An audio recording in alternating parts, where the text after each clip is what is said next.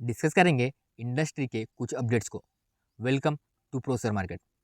India का smartphone export boom. April 2024 से जनवरी 2025 तक इंडिया के स्मार्टफोन एक्सपोर्ट 1.55 लाख करोड़ तक पहुंच गया। ये पिछले साल फाइनेंशियल ईयर में 1.31 लाख करोड़ था। सिर्फ जनवरी 2025 में 25,000 करोड़ का एक्सपोर्ट हुआ, जो 140% ज़्यादा है जनवरी 2024 के मुकाबले। और अगर पिछले 10 महीनों का डाटा देखें तो एक्सपोर्ट 56% बढ़ा है फाइनेंशियल ईयर 2024 के कंपैरिजन में। कौन है इस ग्रोथ के पीछे?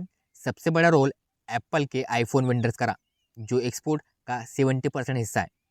फॉक्सकॉन तमिलनाडु अकेला 50% एक्सपोर्ट का जिम्मेदार है, और इस बार फॉक्सकॉन के एक्सपोर्ट में 43% की ग्रोथ देखी गई। टाटा इलेक्ट्रॉनिक्स कर्नाटका विस्टोन की ऑपरेशन लेने के बाद 22% मार्केट शेयर अपना लिया। पेगाट्रॉन तमिलनाडु, इसने भी 12% का योगदान दिया है, और अब टाटा इलेक्ट्रॉनिक्स ने इसमें स्टेक ले लिया। सैमसंग अपना 20% शेयर लेकर मजबूत पोजीशन में है। बाकी डोमेस्टिक और मर्चेंट एक्सपोर्टर भी कंट्रीब्यूट कर रहे हैं। फाइनेंशियल ईयर 2025 तक एक्सपेक्टेशन है कि स्मार्टफोन एक्सपोर्ट 1.68 लाख करोड़ यानी $20 बिलियन तक पहुंच सकते हैं। 10 साल पहले स्मार्टफोन्स 67 पोजीशन पे थे इंडिया के एक्सपोर्ट में, और आज सेकेंड लार्जेस्ट एक्सपोर्ट बन चुके हैं। पीएलआई स्कीम का इम्पैक्ट था। ईयर वाइज अगर ग्रोथ देखें तो एक ट्रेंड देखिए, हर साल एक्सपोर्ट ऑलमोस्ट डबल हो रहा है। पीएलआई स्कीम ये प्रोडक्शन लिंक इंसेंटिव स्कीम है, जो गवर्नमेंट इनिशिएटिव है जो डोमेस्टिक मैन्युफैक्चरिंग को सपोर्ट करता है। इसका ऑब्जेक्टिव है इंडिया को ग्लोबल मैन्युफैक्चरिंग हब बनाना, इलेक्ट्रॉनिक्स और मोबाइल प्रोडक्शन में फॉरेन इन्वेस्टमेंट अट्रैक्ट करना, सप्लाई चेन को लोकलाइज करना। सिर्फ टेलीकॉम पीएलआई स्कीम ने 3,400 करोड़ का इन्वेस्टमेंट अट्रैक्ट किया है। टेलीकॉम इक्विपमेंट प्रोडक्शन 50,000 करोड़ तक पहुंच चुका है, और 10,500 करोड़ के एक्सपोर्ट हो चुके हैं। इसके अलावा 17,800 डायरेक्ट और हजारों इनडायरेक्ट जॉब्स भी क्रिएट हो चुके हैं। एक्सपर्ट का मानना है कि 2025 और उसके बाद भी इंडिया के स्मार्टफोन एक्सपोर्ट में तेजी से ग्रो होगा। फॉक्सकॉन और टाटा इलेक्ट्रॉनिक जैसे बड़े प्लेयर्स और इन्वेस्टमेंट करने वाले हैं। एप्पल और सैमसंग जैसी companies made in India smartphone को और एग्रेसिवली पुश करेंगी।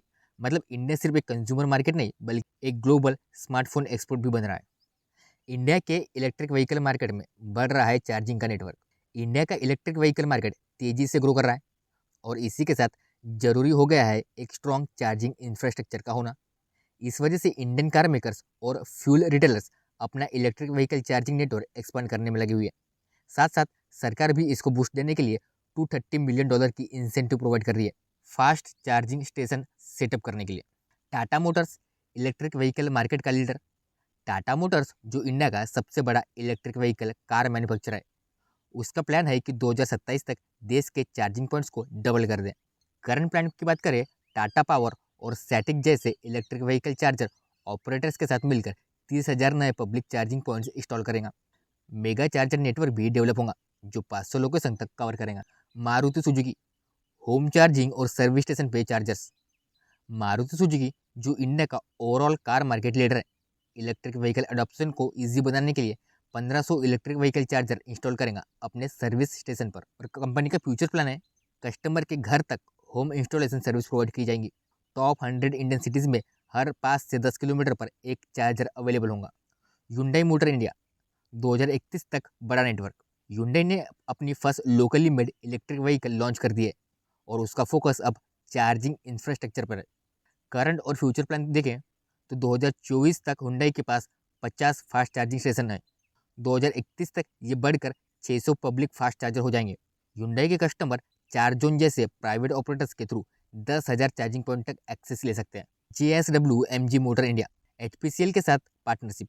JSW MG मोटर इंडिया जो इंडिया का नंबर 2 इलेक्ट्रिक व्हीकल मेकर है, इसका भी एक बड़ा चार्जिंग नेटवर्क है। करंट नेटवर्क देखें तो MG मोटर के पास ऑलरेडी 1559 इलेक्ट्रिक व्हीकल चार्जर्स का नेटवर्क अवेलेबल है। HPCL यानी हिंदुस्तान पेट्रोलियम के साथ पार्टनरशिप के थ्रू और भी ज़्यादा चार्जिंग स्पॉट बढ़ाने वाले हैं। गवर्नमेंट भी अपना नेटवर्क बढ़ाने वाली है। गवर्नमेंट ओन फ्यूल रिटेलर्स जैसे इंडियन ऑयल, भारत पेट्रोलियम और हिंदुस्तान पेट्रोलियम मिलकर इंडिया का सबसे बड़ा इलेक्ट्रिक व्हीकल चार्जिंग नेटवर्क बना रहे हैं। करंट स्टेटस अगर देखें तो अब तक 18,000 लोकेशन पर electric vehicle charging station install हो चुके हैं। आने वाले टाइम में ये और एक्सपांड होने की संभावना है। अगर देखा जाए, ईवी अडोप्टेशन बढ़ाने के लिए सिर्फ अच्छी गाड़ियाँ लॉन्च करना काफ़ी नहीं है, बल्कि स्ट्रॉन्ग चार्जिंग इंफ्रास्ट्रक्चर भी इक्वली इंपॉर्टेंट है। टाटा मोटर्स, मारुति, हुंडई और MG मोटर जैसे बड़े प्लेयर्स इस डायरेक्शन में काम कर रहे हैं, जबकि गवर्नमेंट फ्यूल कंपनीज भी ईवी रिवॉल्यूशन को सपोर्ट कर रही है। ओपन एआई की इंडिया में एक्सपेंशन, डेटा सेंटर और एआई का रिवॉल्यूशन। ओपन एआई, जो दुनिया की लीडिंग एआई कंपनी में से एक है, अपने डेटा सेंटर ऑपरेशन इंडिया में शुरू करने की प्लानिंग कर रहा है।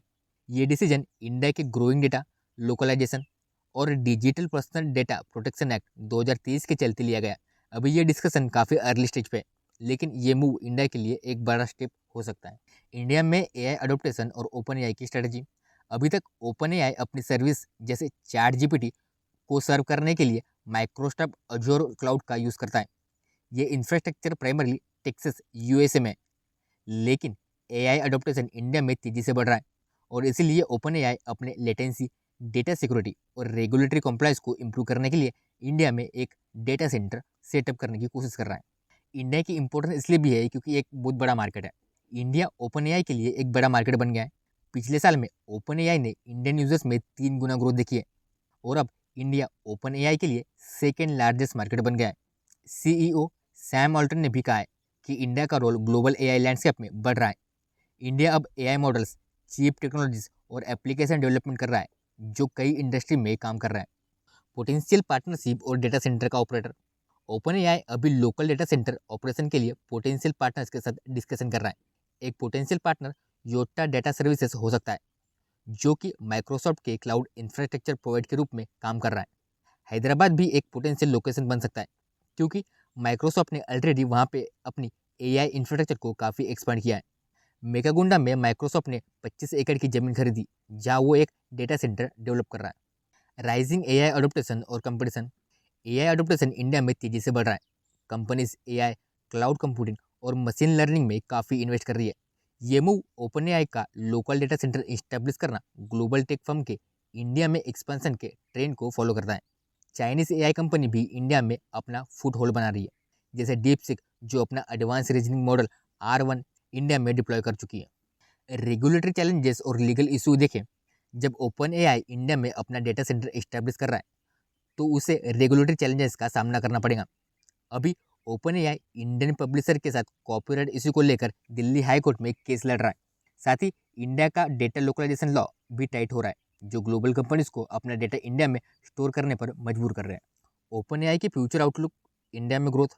ओपन एआई का ये स्टेप इंडिया में अपने एआई ड्रिवन सर्विसेज को लोकलाइज करने का एक बड़ा चांस है। अगर ये डेटा सेंटर इंडिया में इस्टेब्लिश होता है तो रिस्पॉन्स टाइम, डेटा सिक्योरिटी और रेगुलेटरी कंप्लायंस में काफ़ी इंप्रूवमेंट हो सकती है।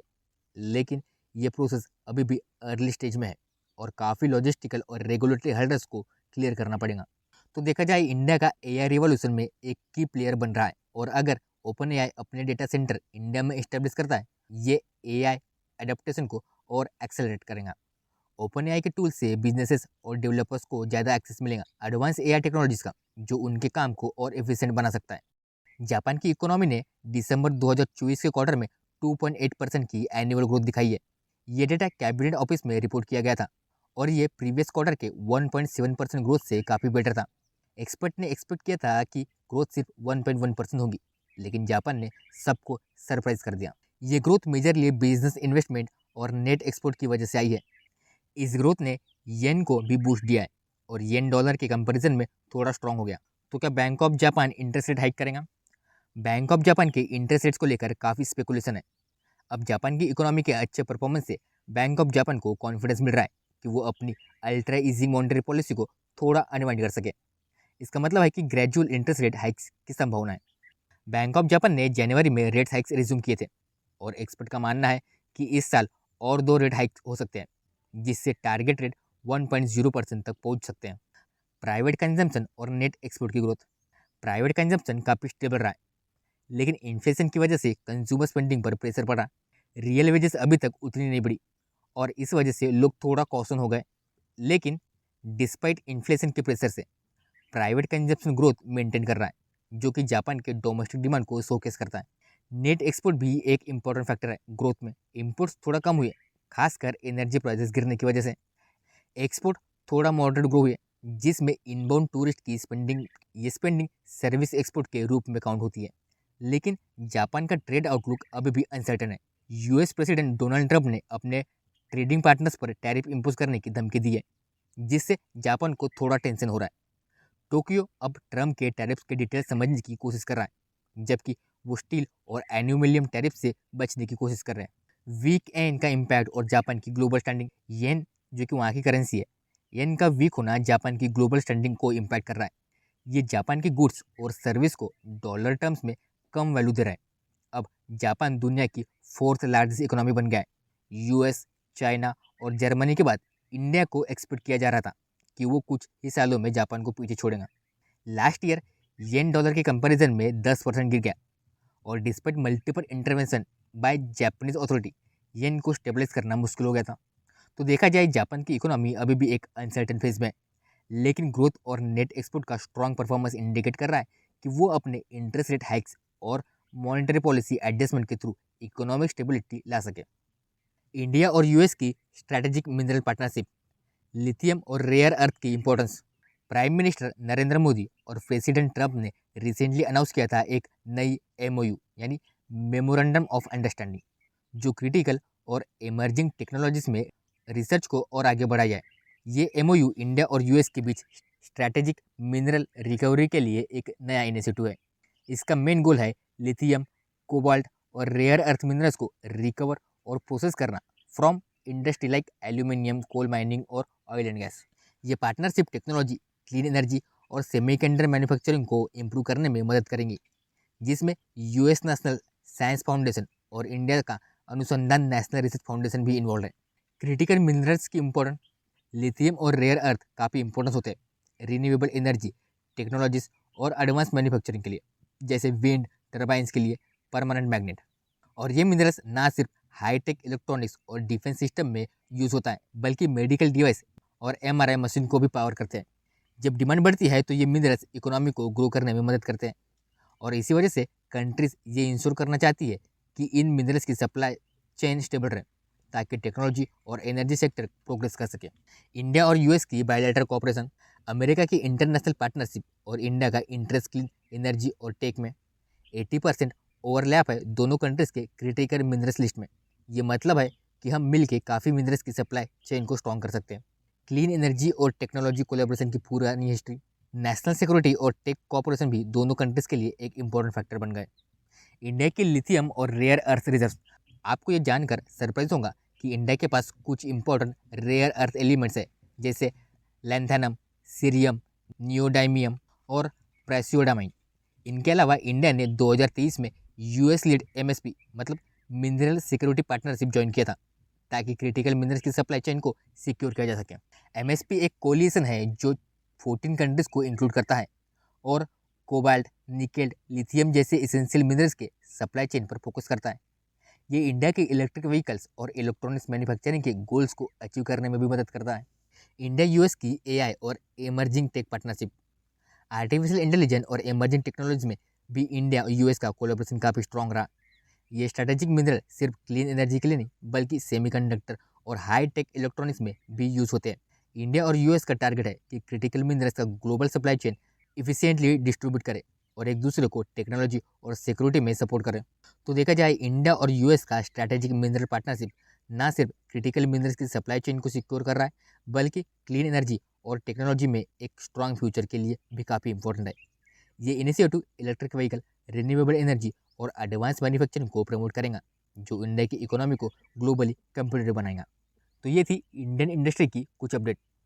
आप किस इंडस्ट्री के बारे में क्या सोचते हैं, कमेंट करके जरूर बताएं।